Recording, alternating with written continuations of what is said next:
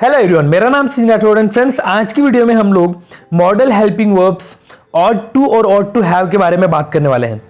इससे पिछले video lecture में आपको याद हो तो हमने मस्ट और मस्ट हैव के बारे में बात किया था। मस्ट और मस्ट हैव का यूज भी चाहिए और चाहिए था के सेंस में होता है। ought to का यूज चाहिए और ought to have का यूज चाहिए था के सेंस में होता है। अब यहां पर एक कंफ्यूजन है, इस मॉडल को पढ़ने से पहले मैं थोड़ा सा क्लियर कर दूं आप लोगों को कि शुड का यूज, मस्ट का यूज और ought to का यूज, इन तीनों का यूज चाहिए के सेंस में होता है हिंदी में। उसी तरीके से जो शुड हैव, मस्ट हैव और ought to have है, इन तीनों का यूज भी चाहिए था के सेंस में होता है। अब यहां पर हमारे पास तीन मॉडल हेल्पिंग वर्ब्स हैं जिनका हिंदी में सेंस एक ही है और वो है चाहिए और चाहिए था।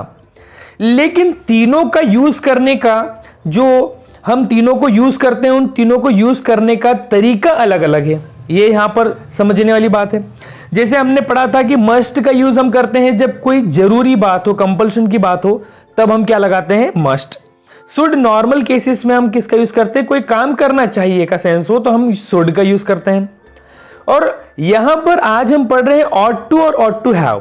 तो जब ought to और ought to have का यूज चाहिए या चाहिए था के सेंस में करेंगे तो यहां पर ड्यूटी मीन्स कर्तव्य या मॉरल मतलब नैतिकता की बात होगी, नैतिक जिम्मेदारी की बात होगी, मॉरल ऑब्लिगेशन की बात होगी, नैतिक जिम्मेदारी की बात होगी, तब हम ought to और ought to have का यूज करते हैं। तो यहां पर यही डिफरेंस है कि जब ड्यूटी की बात हो, जब सेंटेंस में कर्तव्य की बात आए तो हमको यूज करना पड़ेगा ought to या ought to have। तो ought to का यूज कब करेंगे, प्रेजेंट चाहिए के लिए, मतलब प्रेजेंट के लिए, और ought to have, ought to के साथ have जुड़ गया तो पास्ट का हो जाएगा चाहिए था के सेंस के लिए। तो यहां पर एक चीज और अंडरस्टूड है कि ought to के साथ वर्ब की फर्स्ट फॉर्म लगेगी और ought to have के साथ वर्ब की थर्ड फॉर्म लगेगी। तो फ्रेंड्स, इस तरीके से हम लोगों को ought to और ought to have के सेंटेंसेस बनाना है।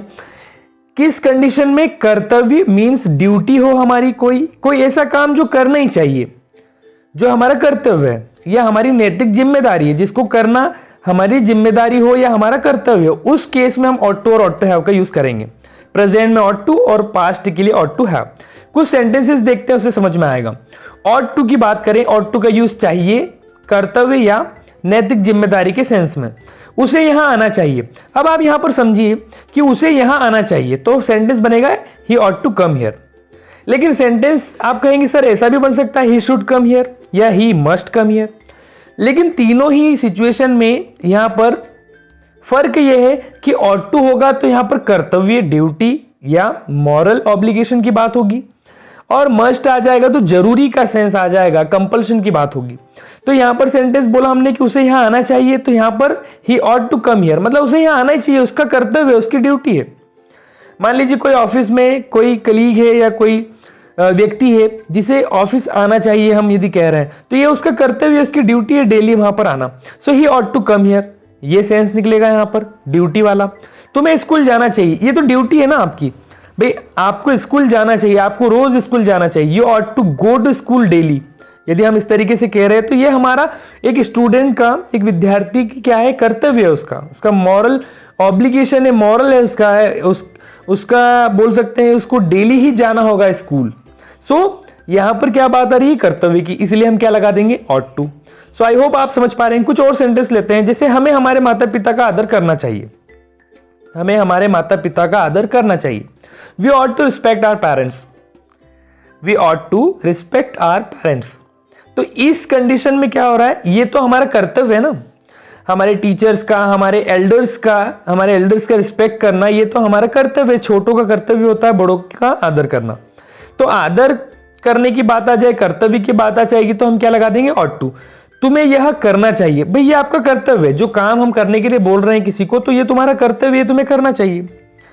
तो you ought to do it। भाई जैसे मैंने कहा कि कोई विद्यार्थी, कोई स्टूडेंट है, कोई पेरेंट्स अपने बच्चों को कहते हैं कि तुम्हें पढ़ाई करना चाहिए, तुम्हें यह काम करना चाहिए, तो वो क्या है, उनका कर्तव्य है बच्चों का।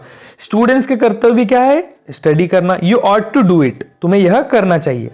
कुछ और सेंटेंस, उसे पढ़ाई करनी चाहिए, देखिए sentence he ought to study, उसे पढ़ाई करनी चाहिए, उसकी ड्यूटी है ये। लोगों को यह समझना चाहिए, लोगों को समझना चाहिए कि भाई यातायात के नियमों का पालन करना चाहिए, ये चीज को समझना चाहिए। ये क्या है, भाई लोगों को ये समझना चाहिए, ये ड्यूटी है उनकी, people ought to understand it. तो इस तरीके से फ्रेंड्स बनेंगे ऑट टू चाहिए के लिए सेंटेंसेस। आप देखिए पूरे 6 प्रकार के फॉर्मूले मेरे पास आपको स्क्रीन पर दिख रहे होंगे कि subject plus ought to plus verb की फर्स्ट फॉर्म, हमने पहले ही समझा कि ऑट टू के साथ वर्ब की फर्स्ट फॉर्म, हेल्पिंग वर्ब जो हमारी है मॉडल हेल्पिंग वर्ब ऑट, उसके साथ उसके बाद नॉट लगाकर हम नेगेटिव सेंटेंस बना सकते हैं। इंट्रोगेटिव के लिए आपको पता हो तो हम हेल्पिंग वर्ब को पहले सब्जेक्ट को बाद में लिख देते हैं, तो हमारी इंट्रोगेटिव सेंटेंस बन जाता है। नेगेटिव इंट्रोगेटिव बनाने के लिए सब्जेक्ट के बाद नॉट लगा दें। सिंपली ये हम स्टार्ट से ही पढ़ते आ रहे हैं, बड़े ही बेसिक फॉर्मूले हैं हमारे पास पूरे 6 प्रकार के वाक्यों के। आई होप आप लोगों को समझ में आ रहे होंगे। नेक्स्ट, पूरे 6 प्रकार के सेंटेंसेस में एक सेंटेंस को चेंज करें। हमें फल खाना चाहिए, हमें फ्रूट्स खाना चाहिए, ये भी हमारी ड्यूटी है। हेल्दी फ्रूट्स और वेजिटेबल्स, हमको हेल्दी रखने के लिए फ्रूट्स और वेजिटेबल्स बड़ी इंपॉर्टेंट है। सो ये हमारा कर्तव्य, कर्तव्य का सेंस आएगा तो हम क्या बोलेंगे, हमें फल खाना चाहिए, we ought to eat fruits. Negative बनाना है, we ought not to eat fruits. अब ऑट के बाद क्या लगा दिया, नॉट, तो नेगेटिव बन गया। इंट्रोगेटिव बनाने के लिए ought we to eat fruits, negative interrogative, ought we not to eat fruits, हमें फल क्यों खाना चाहिए, WH आ गया, प्रश्न आया, why ought we to eat fruits. इसका भी नेगेटिव बनाया तो सब्जेक्ट के बाद नॉट, वी के बाद why ought we not to eat fruits. So friends, इस तरीके से पांचों के एक ही सेंटेंस को आप 5-6 प्रकार के सेंटेंसेस में बदल सकते हैं।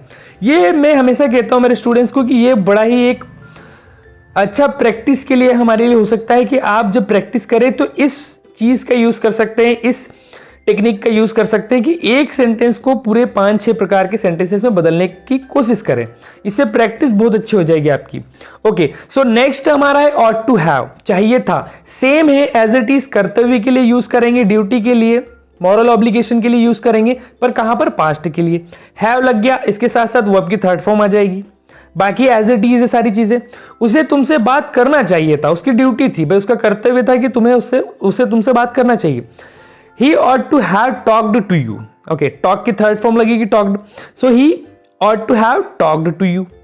तुम्हें हॉस्पिटल जाना चाहिए था भैया, ड्यूटी थी आपकी। कोई हो सकता है आपके रिलेटिव्स या कोई एडमिट था वहां पर, तो आपका कर्तव्य था कि उनसे जाए, उनसे मिले, हॉस्पिटल आपको जाना चाहिए था। तो you ought to have gone to hospital. go की थर्ड फॉर्म gone. So इस तरीके से और सेंटेंस देखते हैं। मुझे उसे बताना चाहिए था, भाई ये मेरा कर्तव्य था, मेरी ड्यूटी थी कि मुझे उसे बताना चाहिए था। I ought to have told him. हमें तुमसे मिलना चाहिए था, we ought to have met you. meet की थर्ड फॉर्म met. इस तरीके से सेंटेंसेस बनेंगे। कुछ और सेंटेंस देखें। मुझे तुम्हारे साथ खेलना चाहिए था, भाई मैं ऐसा मानता हूं कि मेरी ये ड्यूटी थी कि मुझे तुम्हारे साथ खेलना चाहिए था, कि मुझे तुम्हारे साथ क्रिकेट खेलना चाहिए था, कबड्डी खेलना चाहिए था, जो भी XYZ। So I ought to have played with you. इस तरीके से सेंटेंस बनेगा। राजू को इस बारे में सोचना चाहिए था, ये भाई इसकी ड्यूटी थी। ओके, ये उसकी ड्यूटी थी कि भाई उसको इस बारे में सोचना चाहिए था ना, तो Raju ought to have thought about it. So friends, इस तरीके से बनेंगे ought to have के सेंटेंसेस। आई होप आप लोग अंडरस्टैंड कर पा रहे होंगे। बड़ा ही सिंपल सा कॉन्सेप्ट है, भले ही चाहिए या चाहिए था का सेंस है, should, must, okay, ought to है ना, should have, must have, ought to have, इनमें कंफ्यूजन होता है, लेकिन आप उसका बेसिक जो फंडामेंटल है उसको ध्यान रखिए कि ऑट टू का यूज कर्तव्य के लिए, मस्ट का यूज जरूर के लिए। तो इस तरीके से सेंटेंसेस बनेंगे फ्रेंड्स। सारे फॉर्मूले आपके सामने हैं ऑट टू हैव के, बड़े ही सिंपल तरीके से मैंने पूरे 6 प्रकार के फॉर्मूले लिख दिए आपके सामने। Subject plus ought to have plus verb की third form plus object, verb की थर्ड फॉर्म ध्यान रखना है ऑट टू हैव के साथ। बाकी वही हेल्पिंग वर्ब के बाद नॉट, 3 टुकड़े वाली हेल्पिंग वर्ब है हमारे पास, ऑट है, टू है, हैव है। तो हमेशा ऑट के बाद क्या लगेगा, नॉट और नेगेटिव, और ऑट को पहले और बाद में सब्जेक्ट, फिर टू हैव आ जाएगा तो इंट्रोगेटिव। इस तरीके से हमारे पूरे 6 प्रकार के फॉर्मूले बनेंगे। 6 प्रकार के सेंटेंसेस बनाने की कोशिश करना है हमेशा। ये आपके सामने ऑट टू हैव के पूरे 6 प्रकार के सेंटेंसेस बने हुए हैं। हमें दरवाजा बंद करना चाहिए था, हमारी ड्यूटी थी, we ought to have lock the door, we ought not to have lock the door, ought we to have lock the door. क्या हमें दरवाजा बंद करना चाहिए था, क्या हमें दरवाजा नहीं बंद करना चाहिए था, तो नेगेटिव का भी interrogative. So ought we not to have lock the door, why, ये वाला बन जाएगा हमारा WH का जो 5th नंबर पर है, Y ought we to have locked the door, why ought we not to have locked the door। यहां पर V के बाद सब्जेक्ट के बाद नॉट लगाकर हम WH का भी नेगेटिव बना सकते हैं। जब भी नेगेटिव इंट्रोगेटिव बनाना हो, WH का नेगेटिव बनाना हो, तो सब्जेक्ट के बाद not. So friends, I hope आप लोगों को आज का वीडियो लेक्चर पसंद आया होगा। ऑट टू और ऑट टू हैव के सारे सेंटेंसेस किस तरीके से सेंटेंसेस बनेंगे आपको समझ में आया होगा। यदि वीडियो लेक्चर पसंद आता है तो लाइक करना है, चैनल पर नए हैं तो सब्सक्राइब करना है। हम मिलेंगे एक नेक्स्ट इंटरेस्टिंग वीडियो के साथ, तब तक के लिए keep growing, keep learning and we can do it. Bye bye.